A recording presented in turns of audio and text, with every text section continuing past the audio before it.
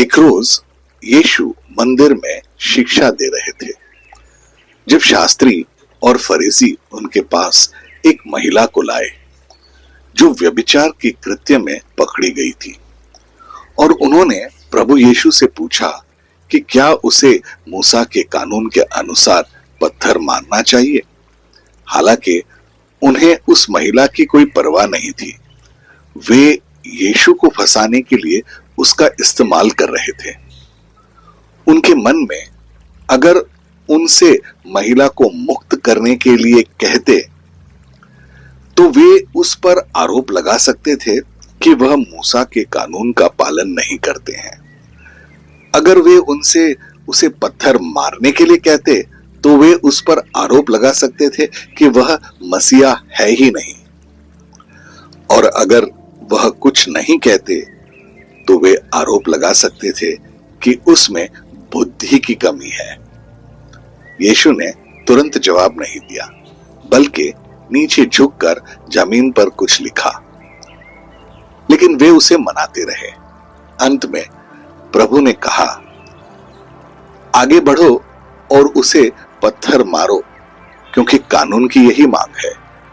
लेकिन पहला पत्थर वो मारे जिस व्यक्ति ने पाप न किया हो। वे लोग शायद अपने पाप को महसूस करके वहां से चले गए। आज यीशु हमें याद दिला रहे हैं कि हम अक्सर अपने पाप के प्रति अंधे होते हैं।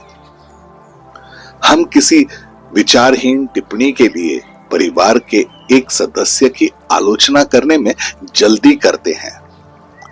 कलीसिया के लोगों में किसी को जल्दी आंकते हैं या किसी पड़ोसी को कुछ गलत करने पर जल्दी से नीचा दिखाते हैं। लेकिन हम जल्दी ही भूल जाते हैं कि हमने भी शायद उसी तरह से पाप किया है। इस कहानी में हम देखते हैं कि हम सभी को समान रूप से क्षमा की आवश्यकता है और केवल यीशु को ही न्याय करने का अधिकार है। यीशु ने एक बहुत सुंदर सी बात उस महिला से पूछा, क्या वे चले गए हैं? और उस महिला ने जवाब दिया, हाँ प्रभु, वे चले गए हैं। और वे उसे कहते हैं, जाओ, मैं भी तुम्हें क्षमा करता हूं। जाओ और फिर कभी पाप मत करना। हम लोगों का न्याय करने में इतनी जल्दी क्यों रहती है? शायद इसलिए क्योंकि किसी और की आंख में एक तिनका देखना अपनी आंख में एक पूरा लट्ठा देखने से कहीं ज्यादा आसान है। हम एक ऐसी दुनिया में रहते हैं जो आत्म परीक्षण के दर्द से बचने के लिए असीमित तरीके प्रदान करता है। लेकिन अगर हम पूरी ईमानदारी से अपना जांच करें तो हम स्वीकार करेंगे कि हम भी किसी और की तरह परमेश्वर के कानून का उल्लंघन करने के दोषी हैं। रोमियो का 3 अध्याय उसका 23वां पद, इसीलिए कि सब ने पाप किया है और परमेश्वर की महिमा से रहित है। और फिर भी यीशु के पास हमारे लिए एक वचन है। जब हम मन फिराते हैं और विश्वास करते हैं तो हम क्षमा के उपहार का अनुभव करते हैं। फिर वह हमें अपने पाप के जीवन को त्यागने और नया जन्म लेने के लिए प्रोत्साहित करता है। मसीह के स्वरूप में एक नया रचना हम बन जाते हैं।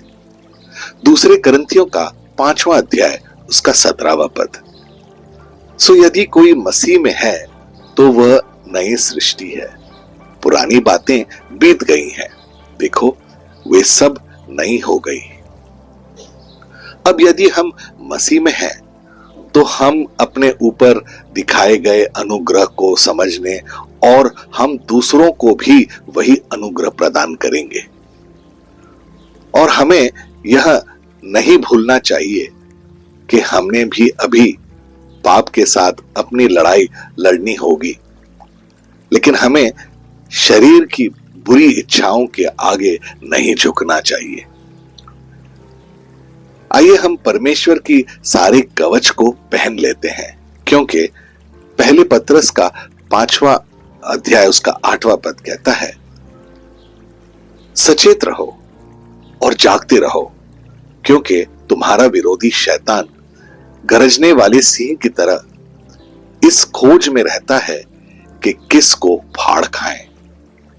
आइए हम प्रार्थना करते हैं।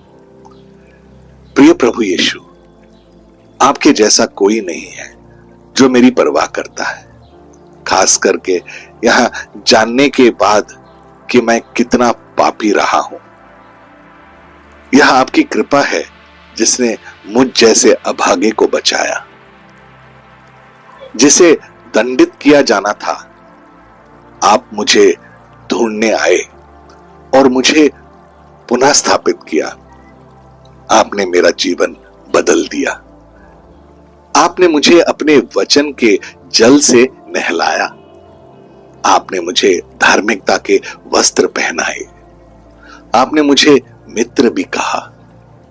इस संसार के मौसम के बदलने के जैसे बदलने वाले मित्र से भिन्न आपने मेरे लिए अपना जीवन बलिदान कर दिया। यहां तक कि क्रूस पर अपने अंतिम सांस में भी आपने स्वर्ग में अपने पिता से मेरे लिए विनती की कि वे मुझे क्षमा करें, क्योंकि मैं नहीं जानता कि मैं क्या कर रहा हूं। आप मुझसे बस यही चाहते थे कि मैं दूसरों के साथ वैसा ही व्यवहार करूं जैसा आपने मेरे साथ किया। हाँ प्रभु यीशु, इस क्षण से मैं अपने जीवन पर काम करूंगा और वह व्यक्ति बनूंगा जैसे आप चाहते हैं।